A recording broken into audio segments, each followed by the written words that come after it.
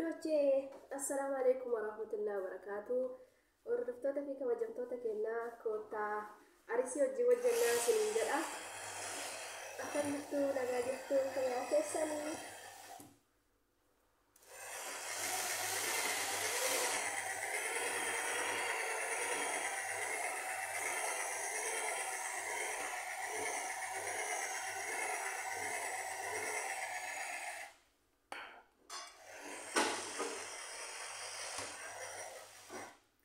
Now party 2, party machine, we stop party 2.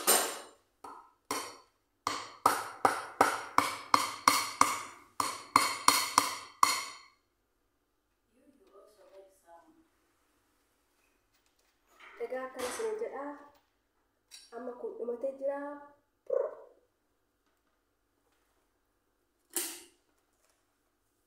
Amma immoo isinitti agarsiisa waan biraa hin jechuudha. Amma kanaan hojjetama. Akkana goone jechuudha kan hordoftoota keenya.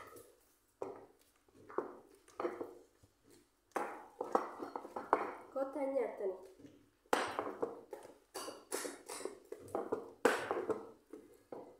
Namni arisii jaalatu koottaa mana kana. Marqaan jira laala marqaa beektu.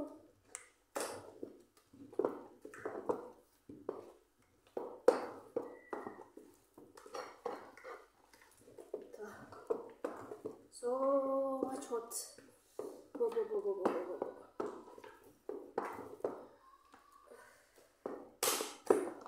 Guabayo. So hot. We don't come to doing. Oh my God. Takataatti loche amo takataatti loche dia kota nana mi wala loche. Ya Madame Barat. Ya Madame Cororex. Oh my God, my leg. Oh. Too much hot. Don't come here. You will see you here.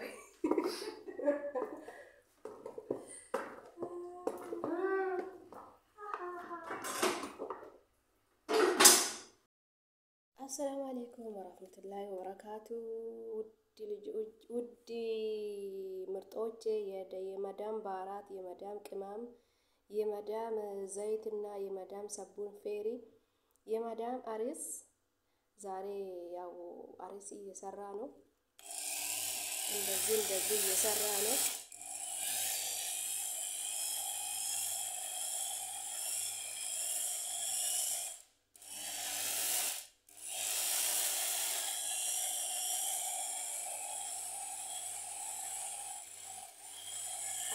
Kita arisi rasanya hojjetama waan baay'een hojjetama karaa hedduu maashinii kanaan akkana godhuu dandeessan almost waayarii kanaan hojjeta.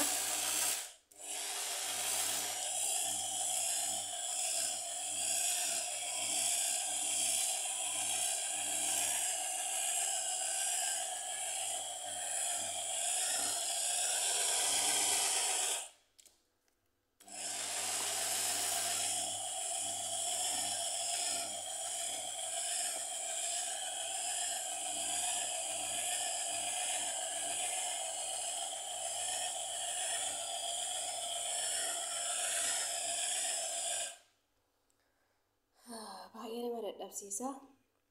Maashinii kanaan akkatti hojjetamee erga geeffamee booda immoo isinitti agarsiisa waan biraati jira.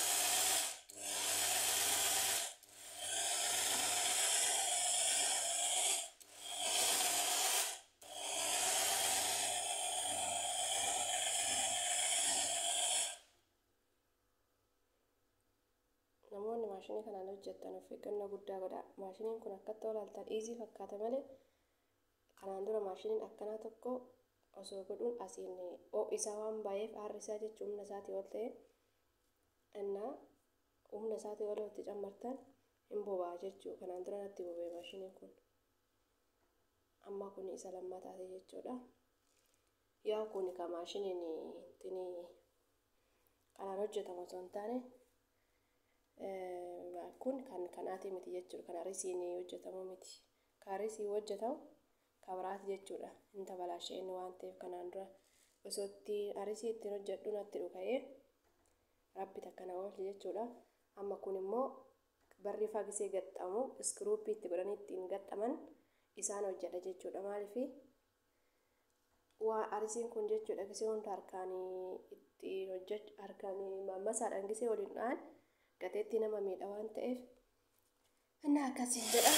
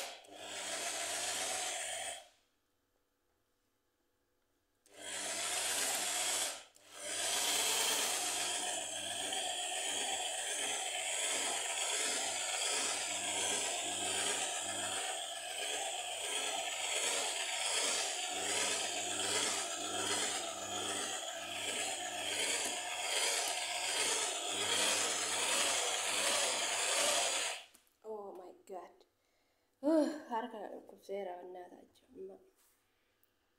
Amma immoo isa lammataa maashinii kanaan keessa jira isinitti agarsiisa.